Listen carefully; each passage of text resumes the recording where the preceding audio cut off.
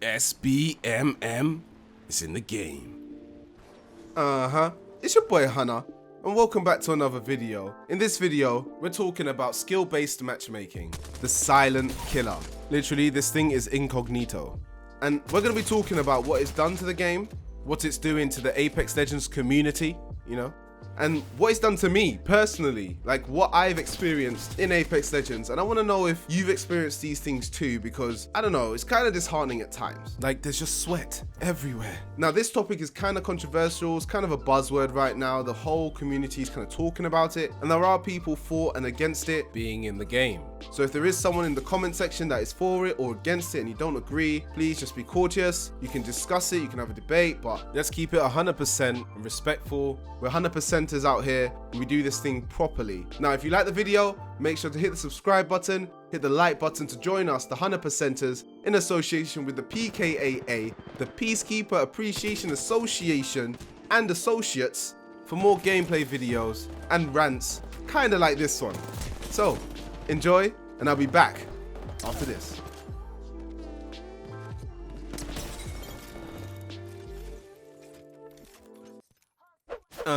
It's your boy Hunna. Okay, so skill-based matchmaking. What is skill-based matchmaking? Skill-based matchmaking is the way the game pairs you up with other players and puts you in the arena where you battle it out to become #1 Apex champions, and you feel that rush of just overcoming everyone and just slaughtering everything, you know what I mean? That feeling. The game will basically put you in games with people of a similar skill set, and inevitably that will have consequences to the games that you're playing. I'm actually showing you guys a quick throwback to King's Canyon where things were a bit simpler. We weren't quite aware that skill-based matchmaking was already in the game, but it's key to remember, guys, that skill-based matchmaking is already used in Apex Legends, and that's in ranked mode, where obviously you're paired up with people that are in the same kind of rank as you. So if you're platinum or if you're gold, you're going to be paired up with other gold or platinum players, and inevitably they're going to be of a similar skill set to you, which is fine. I signed up for that. I waited the 2 minutes to get into the lobby. That is brilliant. But the problem and the issue right now with all of this is that Apex Legends has implemented skill-based matchmaking in public games, in casual games. And what this means is that the games that you just go to play to unwind and chill out, they don't mean anything, have now become kind of sweaty, have become intense. I'm having to focus so much more harder in my public games than in my diamond ranked games. It's absolutely unreal, guys. Like, it's seriously troubling me. But skill-based matchmaking can be good, only if the balance is right. And it helps the community. For example, when new players are introduced to Apex Legends, it's not right for them to be coming up against predators and getting stomped on every single game. Like, it helps to have a place for them, a little bit of a safe space for them to understand the game, learn the dynamics of the game, so that they are enticed to keep playing Apex Legends. So I do get that. A game is only as strong as its community, and if you're shutting off new players because it's too difficult for them, well, guess what? They're gonna off. Then the game could eventually fall off and die. So that's something we want to avoid at all costs. However, skill-based matchmaking in public games is actually very, very worrying. And it's bad for players that actually take the time to really understand the game and dynamics, because I'm a content creator, as you know, guys. You watch my content. I try and get content for you guys all the time. And it basically means solo queuing is definitely a no-no, because when I play Apex Legends, I'm coming across I don't know. I thought when you solo queue in Apex Legends, you come across maybe solo queuing people as well, and hopefully not as many full team squads. However, now I'm coming across a full team of predators, all sorts, guys. And if I beat that team, there's a whole new team ready to third party me. It's a serious game. I have to take every turn. I have to really calculate every single move I'm doing every single game in Apex Legends. And it basically means every single game is sweaty. Ranked mode is there, but that's sweaty. But then public mode is there, but it's sweaty. But then because it's not ranked, right, and there's no consequences to these public games, people are unpredictable. So it's kind of like a lose-lose situation for people who have kind of learned. You can see in this footage, guys, my aim is not the best in Apex Legends. I'm still trying, I'm learning, I've got my team with me. They're putting in their best as well. We're coming up against different teams and we're just making it happen. But I don't believe this can really happen in season 3. I've been, doing my thing. I still put in 110%. We're 100%ers out here. But it does get very demoralizing when, you know, every game, guys, is just stress. And, you know, you have to think, okay, cool. And then you see your teammates, and like your teammates are not really aware of the game too well. And you're coming across teams that are just super synchronized. Like they could just be an Olympic synchronized diving team. The way they're so in tune with each other is actually a gift. I don't understand how much time they've had to actually come up with team dynamic, because literally, I don't think you guys realize the teams I'm coming up against, guys. On both platforms, PC and Xbox, it's just mind-boggling. And, you know, some developers have said that it's here to stay, and, you know, skill-based matchmaking is not going anywhere, that the majority of the players are really, really enjoying it. How? Realistically, a lot of my friends who play the game, and a lot of my friends who introduced me to Apex Legends, you know, when it first started, I played on day 2.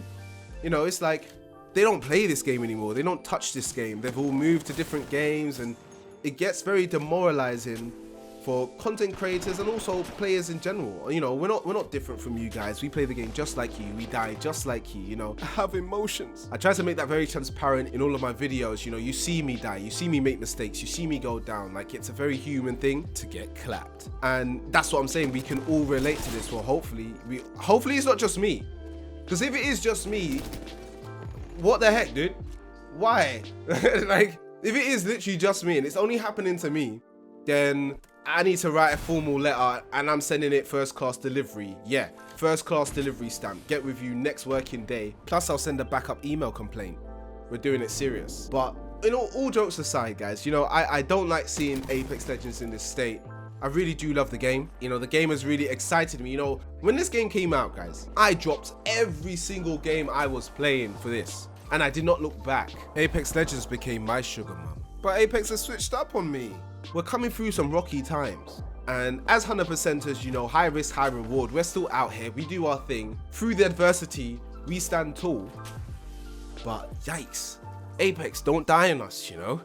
Like, I don't know. I don't even know what to say, really. Like, you know, like I'm normally the guy you come to for like your tips and tricks or your funny videos, you know what I mean? But this video has to be a bit serious, you know, because I don't like the state it's in. There's so many complaints on this. Just listen to the community, guys.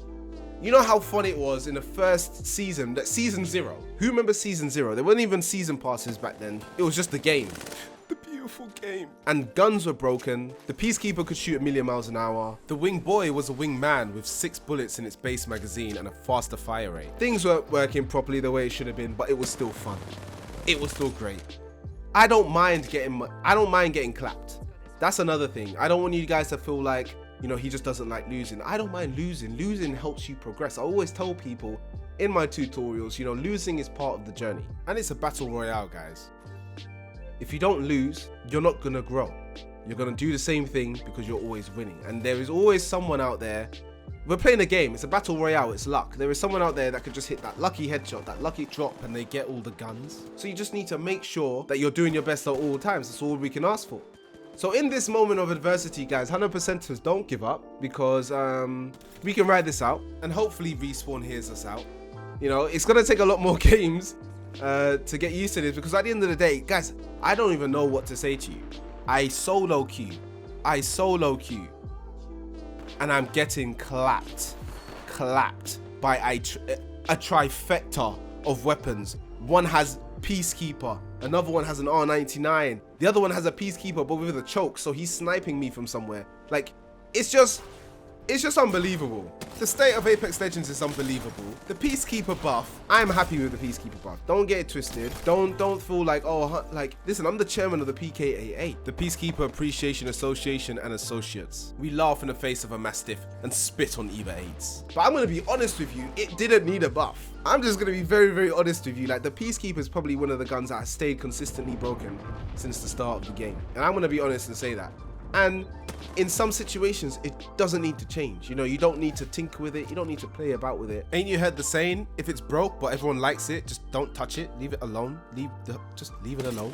Just put it down. Stop it. But, you know, they do. So us members of the PKAA, you know what to do.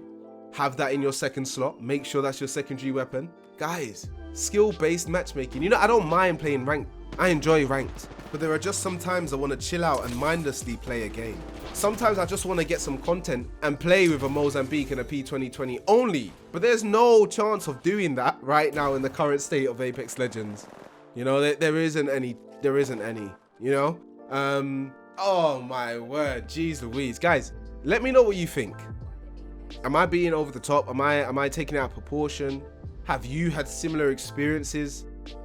Let me know if you're, because listen, I'd love to hear it. This game is actually look at the scores. This game is a perfect example of a game that tested my abilities. I didn't have the best aim.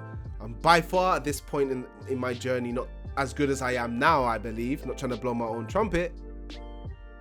But I was able to pull something off based on the matchmaking that was currently in the game. I don't know what it was, but it was kind of working for a very long time. Apex, please, Respawn, please do something about this, because there's no point having two modes with skill-based matchmaking. But guys, that's all from me.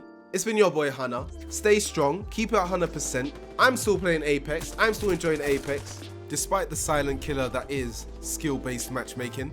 If you enjoyed the video, make sure to smash the like button, hit subscribe, press the notification bell to be alerted to future uploads. And until next time, guys, keep it a Hunna always.